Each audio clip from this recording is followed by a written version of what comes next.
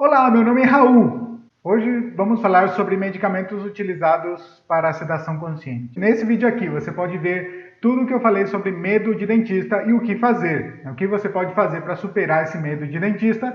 Quando a pessoa ela tem muito medo e esse medo paralisa ela de fazer algum tratamento odontológico, a gente tem a opção de entrar com medicamento, né? Medicar essa pessoa para que ela consiga fazer o tratamento. Lógico que eu não vou dar os nomes dos medicamentos aqui. Você precisa de um dentista para receitar esse medicamento para você. A intenção aqui é você saber dessas opções para você não deixar de tratar o dente, de repente, porque você tem medo, tem fobia, ou conhece alguém que tenha fobia de dentista e não trate o dente por causa disso, tá? Então, o mais famoso de todos é o óxido nitroso. Ele é um gás que ele tem um poder também de analgesia. Ele seda você e também você não sente dor. Nesse caso, o óxido nitroso ele tem também um poder analgésico junto com o poder sedativo, né? Mesmo assim, a gente anestesia a pessoa. Só que todo o procedimento é muito mais fácil.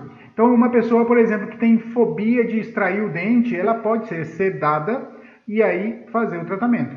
A outra alternativa de sedação, você toma um comprimido e esse comprimido te ajuda e tem uma sedação, tem um tempo. Você vai estar acordado, mas você não vai lembrar muito bem do que aconteceu. E isso ajuda muito, porque você colabora, a pessoa colabora, né? Essa pessoa responde aos comandos. E eu não preciso nem falar que você precisa ir acompanhado. Nos casos, o dentista, lógico que vai te orientar. Para você ir acompanhado, você não pode dirigir, por exemplo. Não tem nem jeito de você sair dirigindo depois de um atendimento no dentista.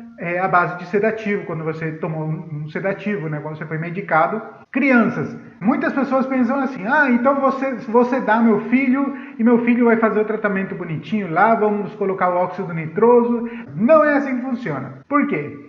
O óxido nitroso, para quem não conhece, precisa de uma colaboração da pessoa, porque ele é um gás. A pessoa precisa respirar esse gás e fica no nariz da pessoa. Se a pessoa se mexer e não deixar aquele óxido sendo inalado, né, o profissional não vai conseguir fazer o procedimento. A criança precisa colaborar. Bom, então, muitas vezes a mãe, os pais, eles levam as crianças no dentista e por falta de conhecimento, esse medicamento não é administrado e o tratamento mesmo assim é feito à base de força. Então, ou a mãe força a criança, segura a criança na marra. Não precisa fazer isso se você tem a sedação consciente como auxiliar no tratamento odontológico. Cada medicamento ele tem um poder de ação e um tempo de ação. Esse tempo de ação, por exemplo, tem medicamentos em que a gente administra via oral e que o poder é menor, que o tempo de sedação é menor. Então, se o procedimento vai ser curto, vai ser entre 30 e 40 minutos, aí o dentista ele prescreve o medicamento adequado para determinada situação. Os medicamentos utilizados para sedação consciente têm uma margem de segurança muito boa, mas mesmo assim, a gente precisa entender o histórico do paciente para poder medicar corretamente. Inclusive para ver se esse medicamento vai ser indicado para aquela pessoa. E é por isso é tão importante você entender que o medicamento ele existe sim, precisa de um profissional dentista para poder te orientar e poder receitar esse medicamento para você. Quais são as situações que a gente pode administrar o óxido nitroso, por exemplo?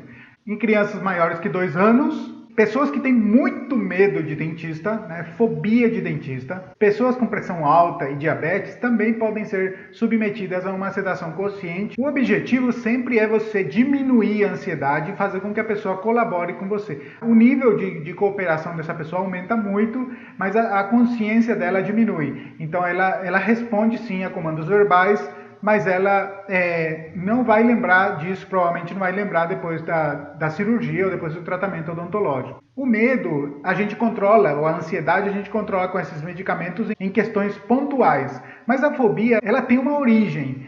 Identificar essa origem é muito importante para a pessoa, porque muitas vezes, confrontando essa origem, ou fazendo com que essa pessoa entenda a origem do problema, ela consiga tratar a origem e não somente ficar tomando medicamento e não ser sedado toda vez que precisa um tratamento odontológico. O dentista também tem a opção de encaminhar essa pessoa para um psicólogo, né, que é um profissional que pode acompanhar essa pessoa para tratar dessa fobia, ou psiquiatra. E esses são os profissionais que podem tratar dessa fobia também, então é um tratamento multidisciplinar. E é isso, gente. Até o próximo vídeo. Tchau!